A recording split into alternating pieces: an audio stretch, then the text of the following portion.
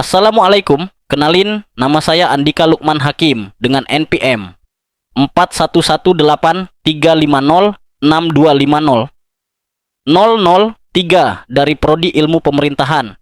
Ini tugas saya dengan tema stabilitas dan tantangan ekonomi serta keuangan negara Indonesia di tengah ketidakpastian global 2025 sampai 2026. Tahun 2025 sampai 2026 menjadi periode penting bagi ekonomi Indonesia, diwarnai oleh target pertumbuhan yang moderat, tekanan terhadap penerimaan negara, serta kebijakan fiskal yang dirancang untuk menahan risiko ekonomi global. Di bawah ini adalah penjelasan panjang dan terkini yang mencakup isu utama seputar ekonomi makro, anggaran negara, APBN, dan tantangan fiskal Indonesia.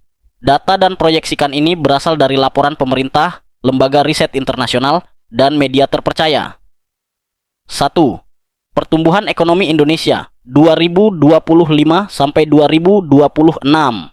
Di 2025, laju pertumbuhan Indonesia pada kuartal kedua 2025 mencapai 5,12%. YoY menunjukkan ekspansi dalam berbagai komponen PDB seperti konsumsi rumah tangga, belanja pemerintahan, dan investasi.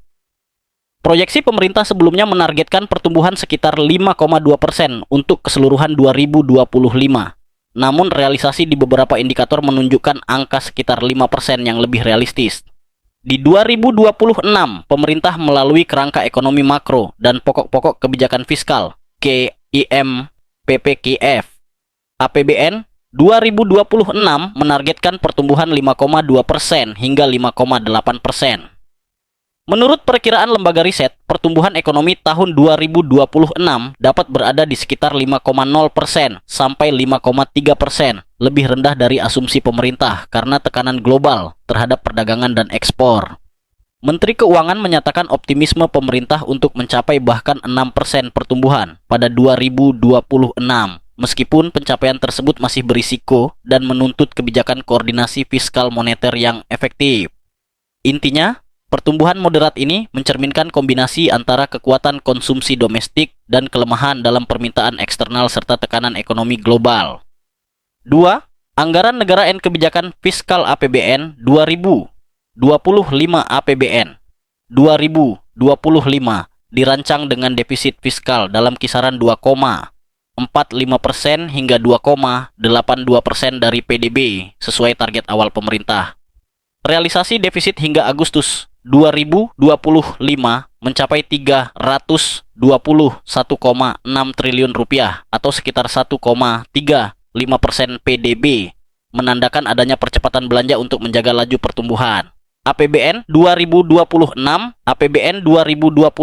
disetujui dengan defisit sekitar 2,68% dari PDB, sedikit lebih tinggi daripada desain APBN 2025, namun tetap di bawah batas aman. 3% menurut aturan fiskal nasional. Postur APBN 2026 diproyeksikan belanja negara 3,842,7 triliun, pendapatan negara 3,153,6 triliun, serta fokus pada penciptaan lapangan kerja, pembangunan SDM, dan pertumbuhan inklusif. Interpretasi APBN tetap dirancang secara ekspansif sebagai stimulus ekonomi, namun pengelolaan defisit yang hati-hati menjadi prioritas untuk menjaga ruang fiskal. 3. Risiko fiskal and tantangan. Penerimaan negara penerimaan pajak tekanan terhadap penerimaan perpajakan menjadi isu utama di 2025, di mana pertumbuhan penerimaan pajak masih di bawah ekspektasi, mengurangi ruang fiskal untuk pengeluaran produktif. Tekanan belanja meski belanja meningkat, dampak fiskal berupa pengeluaran yang besar tidak langsung mendorong pertumbuhan yang signifikan menurut pengamat ekonomi. Peningkatan program sosial dan belanja wajib bisa membebani APBN jika tidak diimbangi oleh strategi penerimaan yang lebih kuat.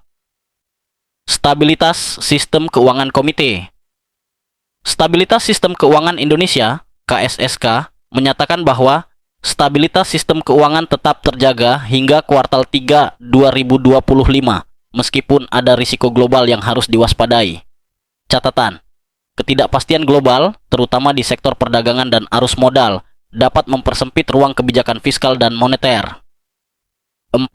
Tantangan eksternal and global organisasi internasional seperti World Bank menyebut ekonomi Indonesia tetap relatif resilient di tengah ketidakpastian global. Namun reformasi struktural masih diperlukan untuk mempertahankan momentum pertumbuhan. Ketidakstabilan ekonomi dunia, termasuk pasar komoditas dan fluktuasi nilai tukar, bisa mempengaruhi ekspor dan neraca perdagangan Indonesia di 2025 sampai 2026.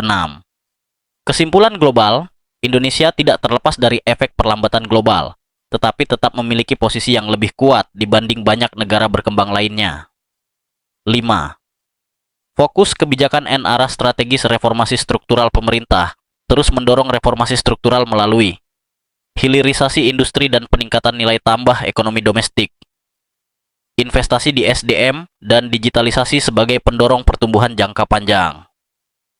APBN sebagai katalisator. APBN 2026 dirancang agar menjadi katalisator pertumbuhan dengan menambah alokasi untuk penciptaan kerja dan pengembangan infrastruktur sosial ekonomi. 6. Posisi Indonesia dalam perekonomian global. Dalam perekonomian global, Indonesia masih dikategorikan sebagai negara berkembang dengan potensi pertumbuhan yang cukup besar.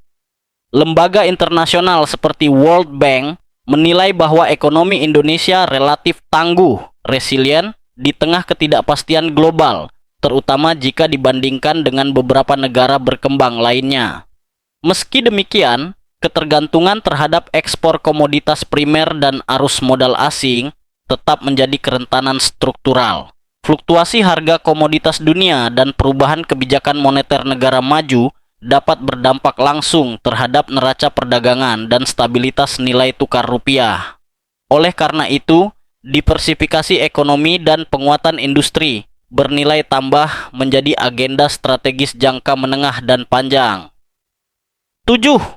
Implikasi jangka panjang bagi keuangan negara. Keputusan kebijakan fiskal yang diambil pada periode 2025 sampai 2026 akan memiliki implikasi jangka panjang terhadap kondisi keuangan negara. Defisit anggaran yang dikelola secara hati-hati dapat menjadi alat stimulus yang efektif, tetapi jika tidak diimbangi dengan peningkatan kualitas belanja dan penerimaan negara, berpotensi menimbulkan risiko fiskal di masa depan. Oleh sebab itu, pemerintah dituntut untuk meningkatkan efektivitas belanja negara, memperkuat reformasi perpajakan, serta menjaga rasio utang pada tingkat yang aman. Keberlanjutan fiskal menjadi kunci agar pembangunan ekonomi tidak hanya bersifat jangka pendek, tetapi juga berkelanjutan bagi generasi mendatang. Baik, itu saja sedikit penjelasan dari saya tentang stabilitas dan tantangan ekonomi serta keuangan negara Indonesia di tengah ketidakpastian global 2025 sampai 2026. Terima kasih sudah menyimak.